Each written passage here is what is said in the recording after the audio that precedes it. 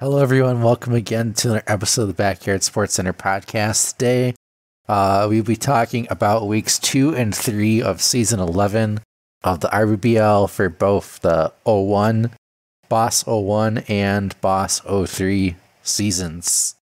So, without further ado, let's get right into it. Wizard is here again. Hello, everyone. Yeah, we just finished recording the interview with Killer Brat, so look forward to that interview. I'm going to be interviewing Lil Waz as well, so I'll be looking forward to that episode when that comes out. I don't know if that's which one's going to come out first, but if that one comes out before this one or after, make sure you check that one out. Let's go right down into the 2001 league.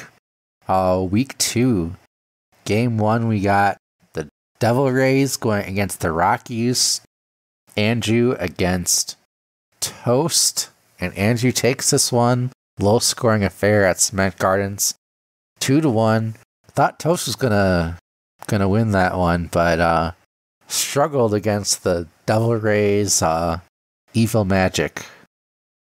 Yeah, Andrew's got he's got something rolling, I think, in a little bit of something in both leagues. We'll see how long that magic lasts. But game 2, we had Schlim traveling to TCA to take on Freak Show's Astros. Schlim with a big win here on the road against the World Series champion from season 10. And Schlim with a really good showing here of 19 runs at TCA and moving Freak Show to 1-1 on the season, beating him on his home turf. And next up, we had the Fishes and Matitude going to Steel to face Swilly, who we kind of just talked about in the previous episode with making the championship. It's a battle of online players, but Matitude takes this one 10-7. Just something about Matt, Griffey, and Steele. Just a perfect combination. Yeah, name a better trio. Yeah. Next, we had my game against Question Monkey. I hosted Question Monkey at Dirt Yards, and this seemed to be a pretty rough game for both of us, and we'll get into my teams, but I'm already ready for season 12.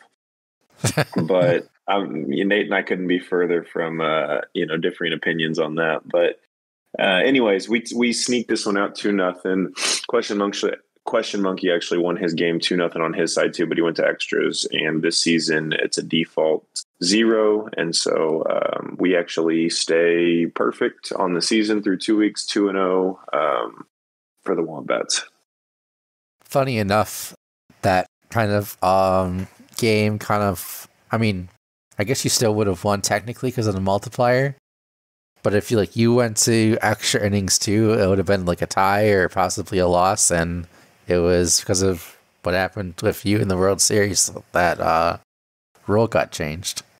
Yeah, and I was a proponent for that rule change, and like I said, it led to a World Series win, and it was not the sweetest tasting win, but getting to be a part of league history is always cool. So being kind of one of the teams involved in why that rule change happened is cool to put in our lore, our manager lore. Put it in the what's that? Is it fandom, or what's the thing that Jibbo has?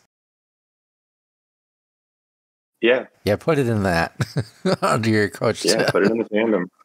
Yeah, put it on in there. And next up, we got Bombers of SB going against the Marlins and Loba at Dirt Yards. Loba has been able to score quite a bit in his teams from last season and early this season. So Loba taking this one is no surprise. Tough loss for SB, but did get a +6 in his he is improving. His scores are a lot better as far as offense than he kind of has been in the past. So that's a good sign for him moving forward. But Marlins moved to 2-0 on the season. Next, we had Cello and his monsters traveling to Playground to take on your Braves. And, Nate, it's just a Brewers year. I don't know what to tell you. I know people are saying it's a Braves year, but maybe an rBBL is a Brewers year. And so Cello takes this one 6-4, his first win, and moved you to 1-1 on the season after your week 1 win. And I don't know if you want to share anything about it, but it was just a pain game. I don't know what exactly is, but I have not figured out the offense of this team yet.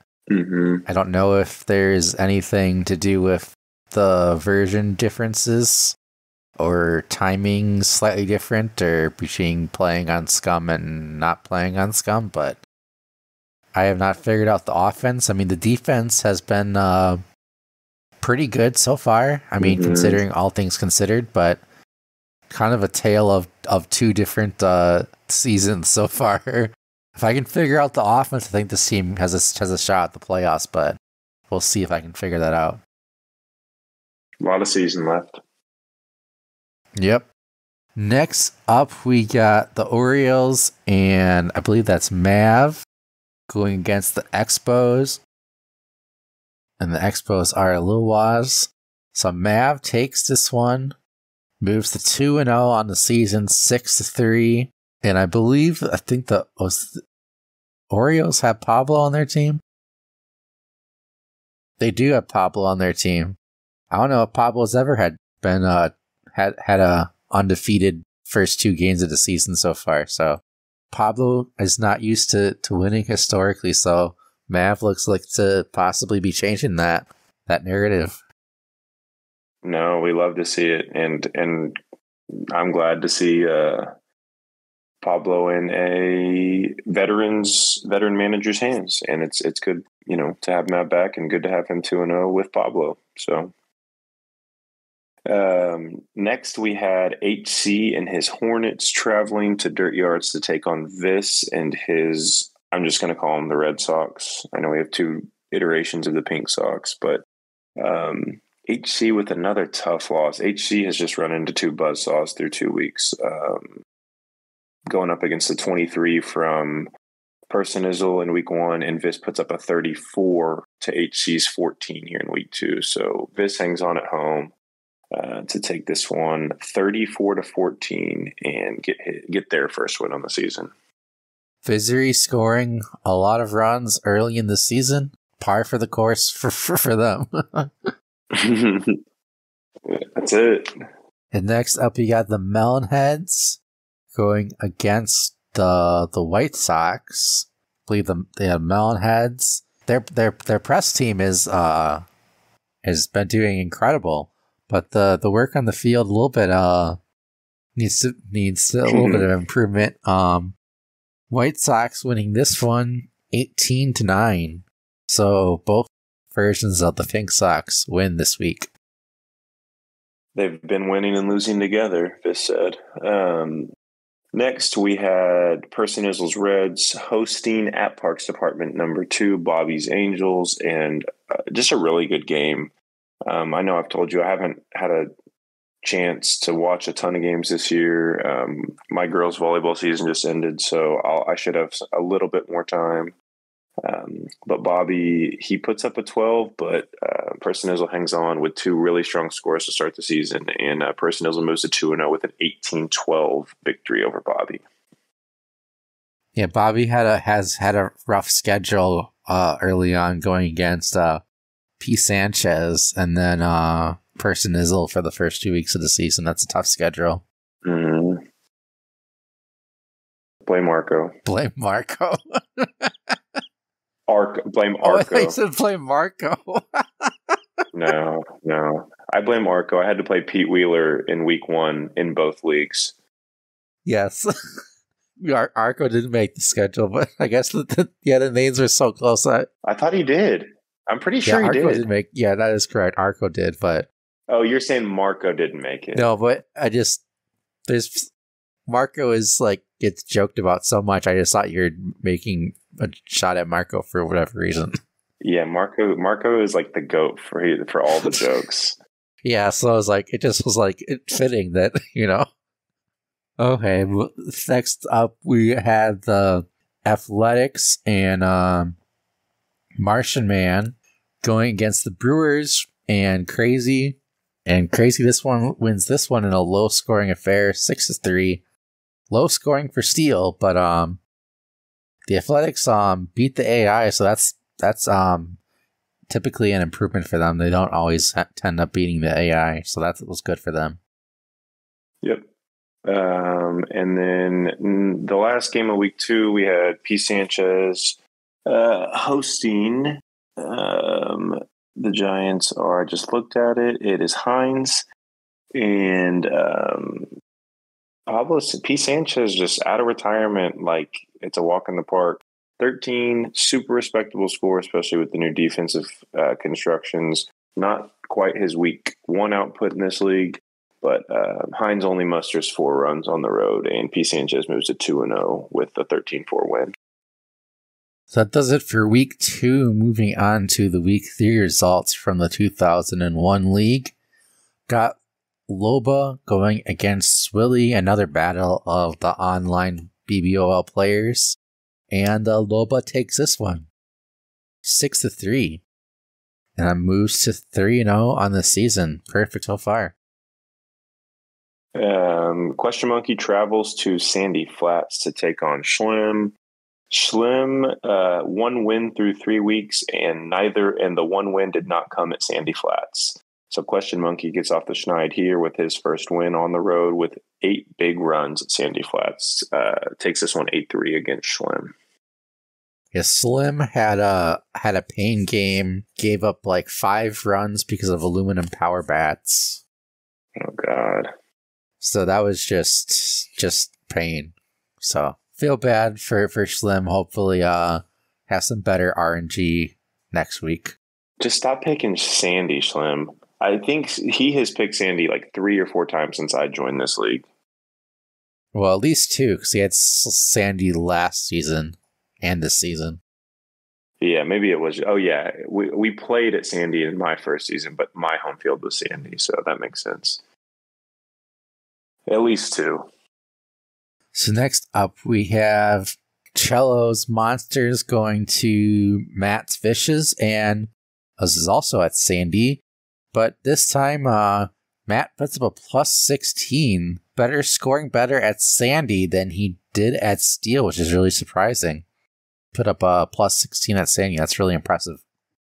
Yeah, it makes you wonder what happened, if it was a breakdown in defense. We know Cello's defense isn't quite as good this season, or if it was some power-ups or what.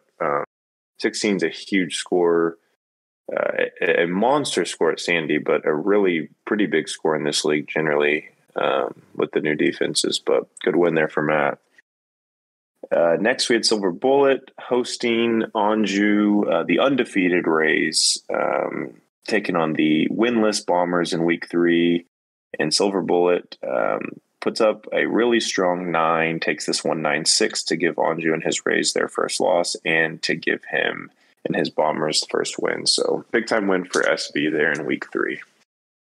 And I believe that I think it was Futterman on the Bombers won Batter of the Week as well. So yeah, 3 for 3 with 2 home runs and 7 RBIs, I believe. Not entirely certain, but that sounds right. The only reason I knew that is I just looked at it before we started the pod. So that sounds right. So we're just gonna go with it.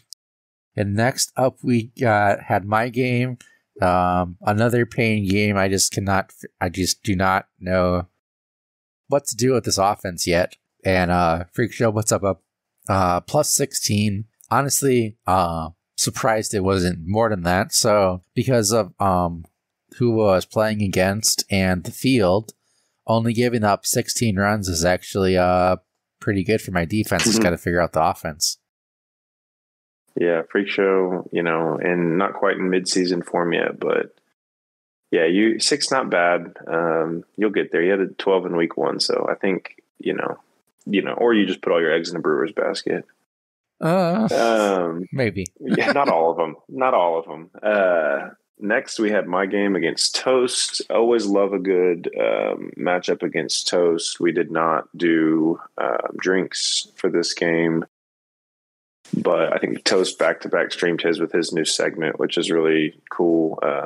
Puts up a +7 at home. I only muster 3 runs, and I'm kind of like you, Nate. I haven't really figured out this offense yet. I've won a couple. The defense is going to keep me in games, and so I'm hoping that I can start to generate some more runs and make a playoff push, because right now my World Series defense is not looking good in 03, which we'll get to. But this is my first loss. Wombats moved to 2-1, and Toast also moves to 2-1 with a 7-3 win at home. Next up, speaking of the Brewers, Crazy putting up a +30 at Dirt Yards. Definitely a crazy performance that we've become accustomed to seeing over the many seasons of the rBBL. Don't know what happened with Willigan and the White Sox, but -2. Guessing there might have been some power-ups involved on the AI side, but don't know for sure. But legendary, crazy performance in this one. Something in the water in Milwaukee this year. I don't know if Crazy's Brewers are in Milwaukee, but no, they're in the city of Blue. Oh yeah, that's right. The Blue Milwaukee Brewers. Next up, we had a battle of the winless teams and also a battle of the victims of scheduling. And HC hosts Bobby's Angels here. HC's Hornets managed 13 runs at home at TCA. Bobby 11. So Bobby moves to 0-3 and has seen P. Sanchez, Personizzle, and now HC, who we know, had BBOL success. But HC's also been putting up good scores all year. So HC finally gets their first win, and Bobby's still looking for his first, but with some really respectable scores through 3 weeks. Next up, we got the Giants and Hines +0. I'm guessing that was from extra innings. And the Melonheads get their first win of the season. So congrats, and their first rBBL win. So congrats to the Melonheads. Very mighty. Next, we have Mav taking on Martian Man's Athletics. Mav on the road at Playground, and Martian Man with a -2 here, so does not manage to beat the AI. And Mav moves to 3-0. Pablo Sanchez moves to 3-0, and you love to see it, and you love to see it from Mav. So 12 to -2 here, the win for Mav on the road. And next up, we got the Red Sox going against the Royals. P. Sanchez just shows that he's back, especially with this 0-1 team. Seems like he's doing a little bit better with the 0-1 side than the 0-3 side, but those Royals seem to be doing pretty great this season. Early title contender. No doubt. They're definitely a force. And then the final week 3 matchup we had was Lil Waz Expos hosting Personizzle's Reds at Ekman, and Lil Waz with a big-time 14 score at Ekman hands Personizzle his first loss. Personizzle has been real strong to start the year, but both teams moved to 2-1 with this Expos win, 14-6. And that does it for week 3. So the first quarter, or almost quarter of the season in the books already. Quick look at kind of the standings so far. So we got in the AL West, we got Matt and Toast with the early lead in the division. Matt's been looking the best out of anyone in this division so far.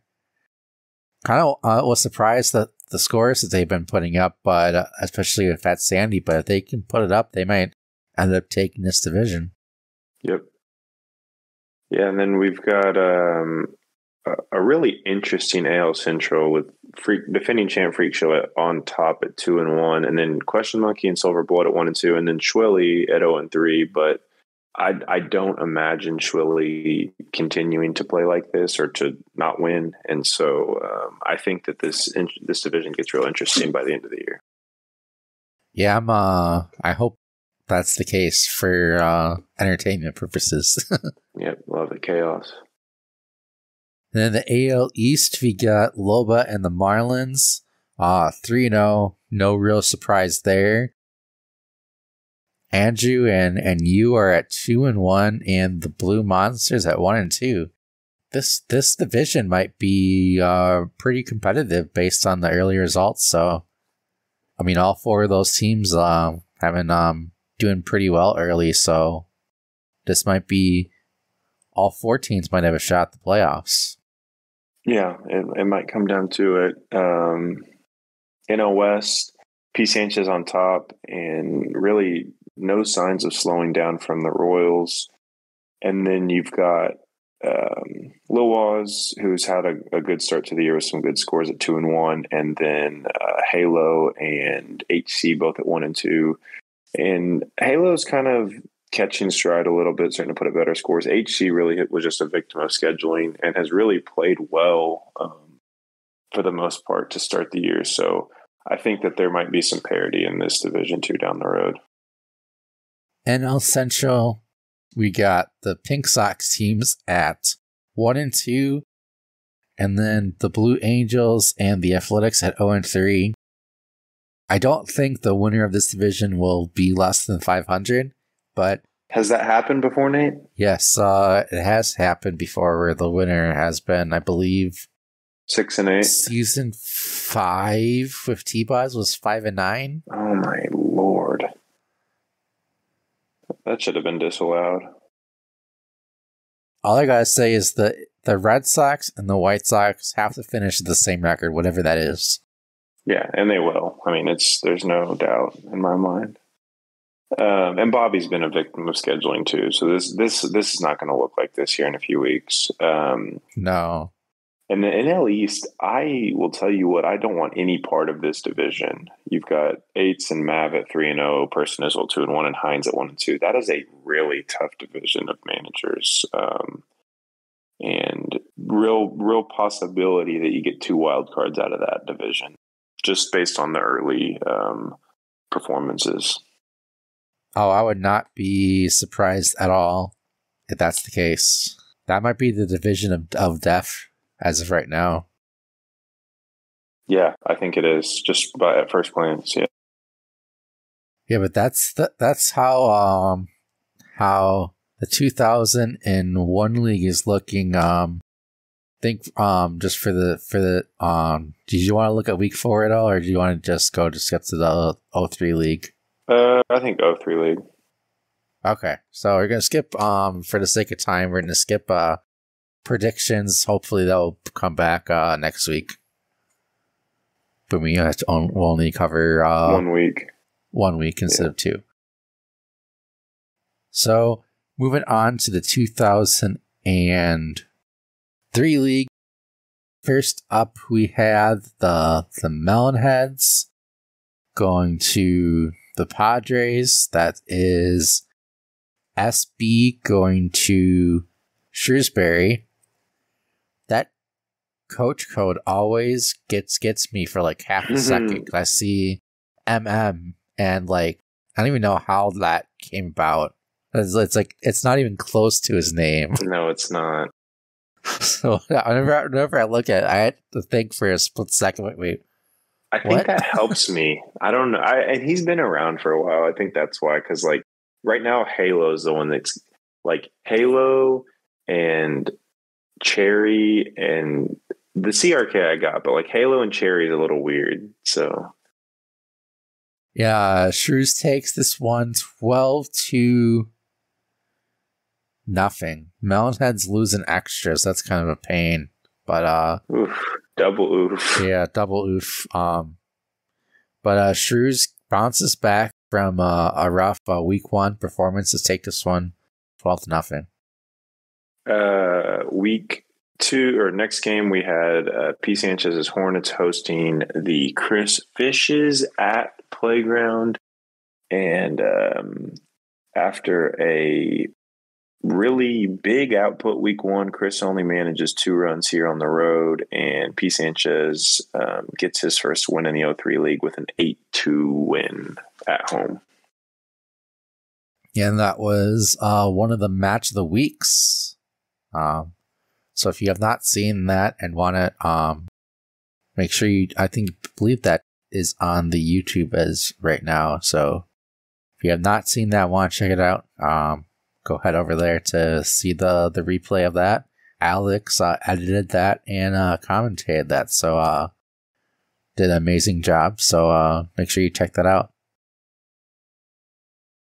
Next up, we had the Cardinals and Maria Luna fan taking on Toast and the Twins, and Toast puts up a +18. Maria Luna fan putting up a +8. That's a respectable score, but Toast is just really good at parks and usually puts up some really good scores, especially if having Xenon. And just to clarify, Nate, that's Scott Egbert, right? Yeah. Dr. Eggman, okay. Is that the same person as Maria Luna fan? Yep. I did not know that. Okay. Next game, we had the Urea Monsters hosting the Bobby Astros at Dirt Yards. And let me tell you, for every game that has gone not Bobby's way in 01, Bobby's rolling in 03. So another huge +20 output here. Bobby takes this one 22-4 on the road, a massacring of the Monsters. And it's not the 03 Monsters that Nate and I are mad at. So this is where we don't like to see this. It's the 01 Monsters we don't like. Actually, he doesn't even have that team this year, so whatever. No. Cello, we like your team. Don't worry. Yeah. Well, I didn't like it in week 2, but that's beside the point. Yeah, for sure. Yeah, that's old news. Yeah. Bombers at Expos 5-7. That is CRK going against Lowas, and low scoring affair at Steel, but Lowas does just enough to get the win there. Next, we have Vis and their Phillies hosting Alex's Royals, or Monarchs rather, at Steel. And Vis, in true 03 fashion, had a great 03 season last year as well. Puts up a big time 20, and Alex only puts up a 5, and so Vis takes this one 20-5 at home to move to 1-1. Next up, we got the Yankees, which are... Where are the Yankees? Oh, the Sire Box is the Yankees. Houston Yankees. That is a very interesting combination. Yeah, it is.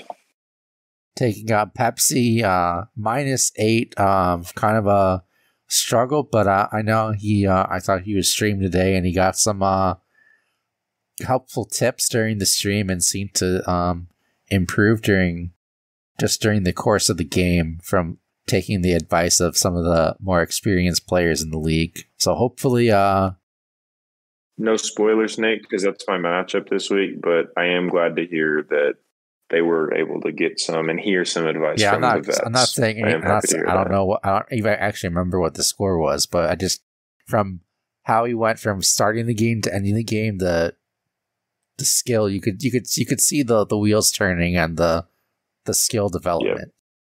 Yep. And Zorbox, please, keep reaching out, but don't get the wheels turning too much until after this week, please. Because your boy needs a win. Yeah, but Pepsi puts up a +15. Nothing shocking there. The Nate-tastic led Brewers hosting the Ducks, and you took this one by multiplier at Scrapco, and I don't know if I told you this, but in the Ducks chat, which I've been kind of dormant in, I asked him how it felt to lose by multiplier, which is how I lost my week 1 game. And there's a joke in that channel that there's 01 Wizard and 03 Wizard. And so 03 Wizard's like evil because obviously I'm a competitor. And they're like, 03 Wizard, who let you in here? And so anyways, big time win for you, though. That Ducks team isn't terrible by any means. There's a few holes in that team. But if they score runs, they're going to win a lot of games because the left side of that defense is so dirty. Oh, that defense gave me all sorts of fits. Yeah. Or really like center field too. Ricky out in center is super viable. Annie at first isn't bad. He really only has 2 holes, and then the arms on the right side are weak. But I'm not going to give away his whole team. But it's a pretty great team given how much draft capital they gave up to take those big swings. But that's a big time win for the Brewers there. It moves you to 2-0. 7.8 is not 40, but spoiler alert, you get back to action in week 3. Yeah, it actually, I think it was Perry hit. Was Perry or Jerry hit like a 3-run home run or a grand slam in like the bottom of the 5th, and that's what won it. Probably Jerry. Jerry's him. Actually, that's also a prelude to week 3. Yeah, it is. Yeah, so we got the Devil Rays getting their first win, pulling off the upset against Crazy and the Indians 6-4. Was not expecting this, but Cherry takes this one in an upset. Next, you had my game, which was us hosting Anjou. Both of us play at Sandy, but it was home for me, and Anjou, a little more devout than I was this week with his angelic team, beats me 2-1, and Rangers, defending champ Rangers, moved to 0-2, and 2 really tough losses. We got a multiplier loss in week 1 and a 1-run loss in week 2, so really too hard to swallow losses, but Rangers 0-2, and Anjou gets his first win on the season in week 2 here. Well, in quite the opposite, as far as, got the Blue Jays going against JY and the Mariners. Blue Jays struggled in this one, -2. That's a really, really tough one for Mike. But JY putting up a 50, winning 57-2. JY looks to be really good this season, so yeah, he does. Guess what? We'll have to see. We'll see how JY does, if he can keep it up the rest of the season. But definitely looks like the cream of the crop in that division as far as right now. And I'm not a historian by any means, just little pieces here and there. But he may be on course to finish his strongest since season 7, where he made the championship series. I don't know exactly how he's finished in 8, 9, and 10, but I don't think he's made the playoffs every year. So no, that was his only playoff appearance. Okay, so yeah, he looks slated, and in what looks to be a very winnable division, very winnable. Yeah, love to see it. Last game from week 2, we have Marco's Wombats traveling to Parks, take on Itanium's Giants, and Marco with a big time win here. His first win of the season gives Itanium his first loss. So they both go to 1-1. Marco takes this one 14-13, and Itanium just couldn't bust that defense open like you did in week 1. No, and it was kind of funny. I know Itanium was like going through that game hoping that Marco cheesed. It was one run. Trying to find something. We've all been there. It's like when you need one, your opponent is up 1 or whatever, it's tied in their home. It's like you just need your AI to like just get lucky. Just hit a bomb or something. Yeah. So that does it for week 2. Moving on to week 3. The Expos playing the Twins. Lil Waz takes this one.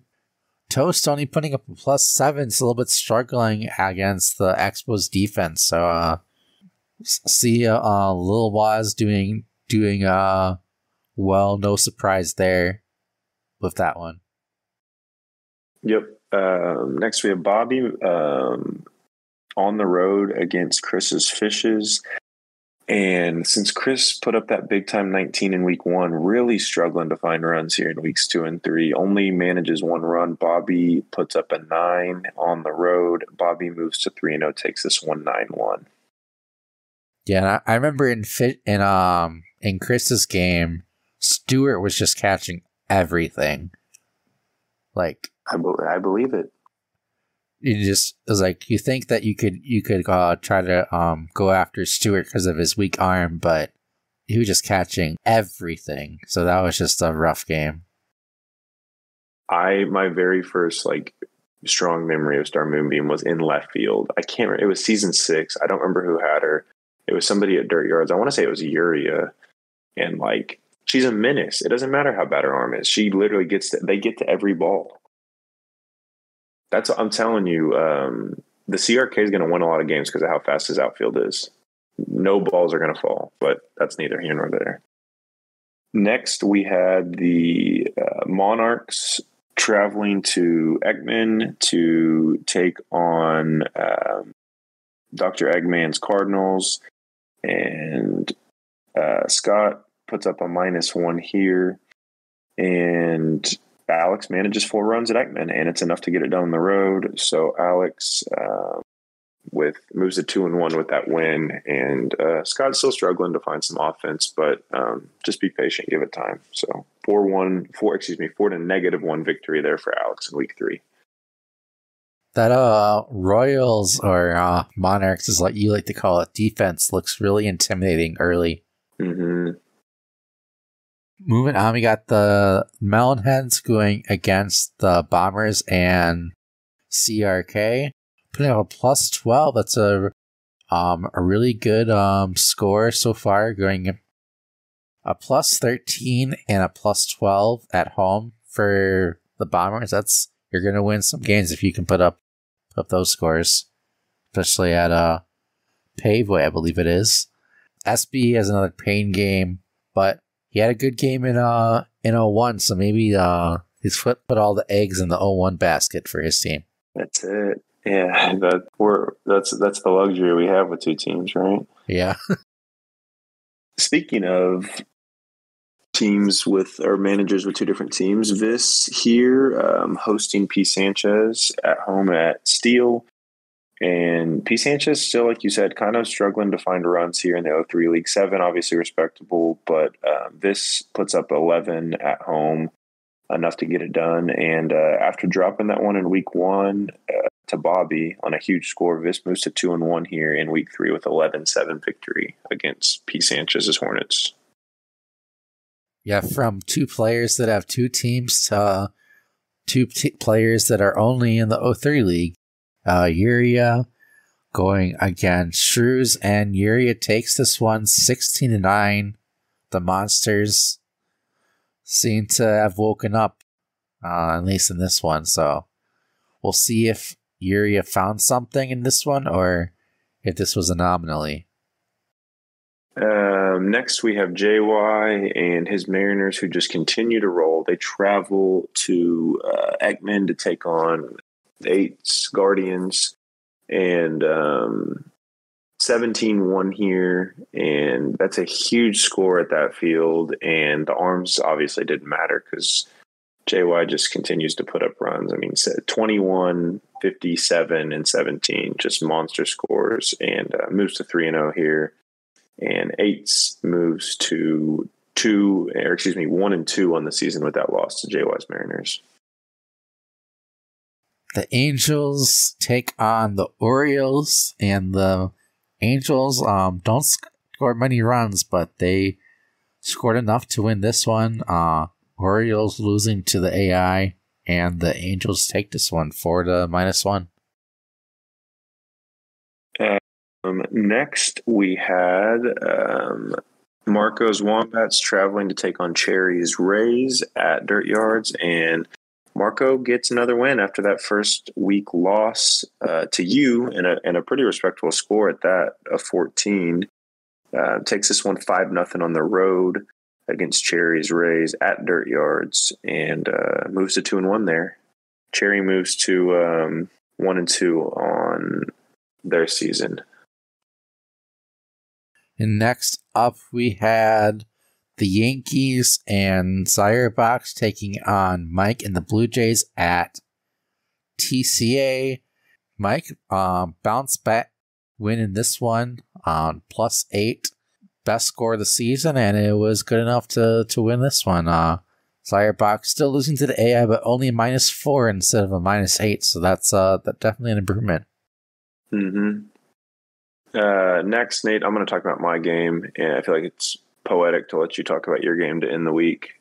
But match of the week, again, they got to stop scheduling me to do these. I played Pepsi in a simul stream and lose another heartbreaker, lose this one to Multiplier. Our defense seemed to be rolling. Pepsi DC'd, but he replayed it legit and just got some kind of late inning luck. My defense kind of broke, had a few mishaps after BD got bounced off the mound. But 3 losses, all 1 run or less, is just super hard for this team. So we moved to 0-3, and with this loss, 9.6 to 9. And Pepsi remains undefeated with a good win there at home. So we're looking to get off the schneid here this week, and Pepsi just looks to keep rolling. Yep. Yes. Last talk about my game against Titanium. Had my first 50. Actually scored 88 runs, the most in the most ever in a Lulu rule set, and tied for the most all time. It was just a dream game. Like, Peggy just had the game for life. Is she at 8? Yeah, 8 home runs. Yeah, 8 home runs. 8 home runs, 25 RBIs. Like, I don't even know, like, what do you do next? You know, you can't. It's not going to be as good as that. No, you're retiring, I thought. Jerry hit 5 home runs too, so Jerry is him. We've all known it. Well, not we all, but I'm glad people are getting on the train. So that was good to see Jerry hit some home runs finally. Perry didn't hit any, surprisingly, but that's the one thing I gotta have Jerry, Perry, and Peggy all hitting homers in the same game. If that was the case, I might have scored 100. You know, Nate, if I ever score 100, I am retiring. Like, you think I'm kidding? Like, that's it. I'm gonna say, you guys need to find someone to take over my team. Thank you for this opportunity. That's it. I'm done. I'm broken the game. Well, I know Loba scored 466, I think, was his high on easy. Yeah, I just don't have the patience for that. Like, I'm just too ADHD. I don't have the patience for that. Yeah, if I was not streaming that in the Discord, I would have probably zoned out. Yeah, it's nice to have the community kind of rally around you for sure. Yeah, that was just a special game, and hopefully we can continue the momentum and the magic throughout the season, and maybe get some at least some overall season records for Peggy. It would be great to get Peggy an MVP. Mm-hmm. Rachel got snubbed in season 9. Rachel should have won it based off of draft stock in season 9 if you considered what round she is drafted in compared to the players that get drafted in round 1. They're supposed to put up big numbers. If you draft them in round 1, they're supposed to be MVP caliber. Right. No one's impressed by that. Yeah, that we kind of a little bit of a same. There's a name change, obviously, but they're the same stats and everything. So kind of fitting if I can get an MVP with one of them. That'd just be icing on the cake. Yeah, that's a good one to have in your pocket. But that does it for week 3. Quick look at the standings before we wrap this up. Front Yard East, we do have a couple results from week 4 that are in that we'll touch on next rBBL episode. But it looks like Alex and Lil Waz are tied with both at 3-1, and then Uria and SB round out the division. Lil Waz, I kind of expected to kind of run away with his division, but Alex is doing some stuff, so hopefully let's see if that continues. Yeah, next we got Bobby at 3-0, just rolling, putting up good scores. We got Toast and his twins, classic twins. The CRK and Toast both at 2-1, and then P Sanchez at 1-2. This is going to be a tough division too. I know the CRK was nervous coming into the season, but I'm telling you, speed kills, and 2-1, great start for a rookie. And this is we all 3 of these other coaches are proven, and so this is really, really curious to see how this one shakes out.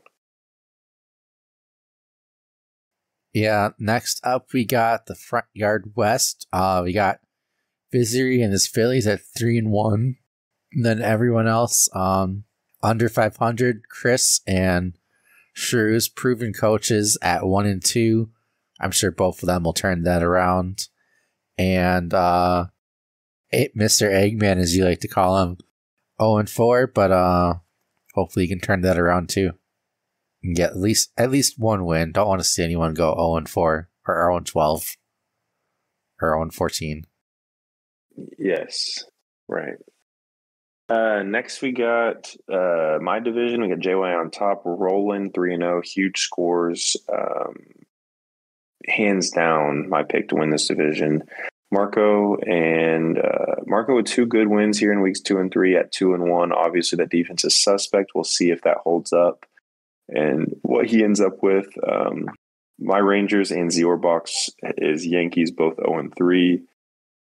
Obviously, all we would like to see with Zior box's growth, one game at a time. Just improvement is what's important, and obviously that you're having fun. And I don't love this team, but I'm hoping that we will win some games, and 3 really hard losses. So I expect us to at least fight for a playoff spot, but we'll see. In 2 or 3 more weeks, I might not feel that same way, but I think JY has control of this division pretty easily. And next up, we got my division, 3-0. Hopefully, that will continue. Then you got Andrew with and Crazy with super defense teams. So those matchups are going to be kind of interesting because you got 2 teams in the division that are super defense heavy, and then you got 2 teams in the division that are more offense heavy. So it's going to be really interesting to see which style prevails. So far, my offense is doing really well, but Andrew is 2-1 and can never count out crazy 8s. That's for sure. Last we have Pepsi at the top of his division at 3-0, and everybody else at 1-2. Titanium's Giants, Jibbo's Ducks, and Cherry's Rays. And Pepsi proven player. Really, everyone but Cherry. Cherry being a rookie, I could really see any of Jibbo or Titanium or Pepsi taking this. Like I said, the Ducks defense is exploitable. If anyone's known to exploit defenses, it's Titanium. But he didn't have as much success with Marco's defense, who's probably the worst in the league. So I think right now Pepsi, if he just keeps playing his game, he's bound to make the playoffs this season. But there's going to be some noise in this division too. Yeah, I think based on how it's going so far, I think Pepsi takes this. But I really want to see Pepsi versus Titanium. I'm really looking forward to those matchups. I agree. Yeah, but that's gonna do it for the 03 League and this rBBL recap episode. So hopefully we have some good games from week 4, and everyone just has a lot of fun playing, and see if anyone can beat 88 runs this week. It won't be us.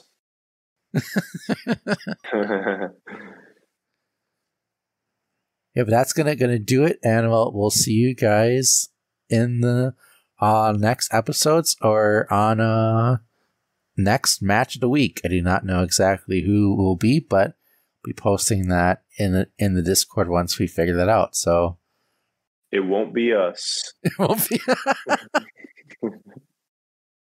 I'm declining. I'm declining all future. Like, no, we're not doing that. No more multiplier losses. No, please, God, no. Yeah, unless you got anything else, Wizard, I think that's gonna call tonight. Yep, I think we're hoping to be back for just a single week 4 recap next week with week 5 previews, and kind of try to get back on track doing the 1 week review, 1 week recap, right, Nate? Yep. Yep. See you guys later.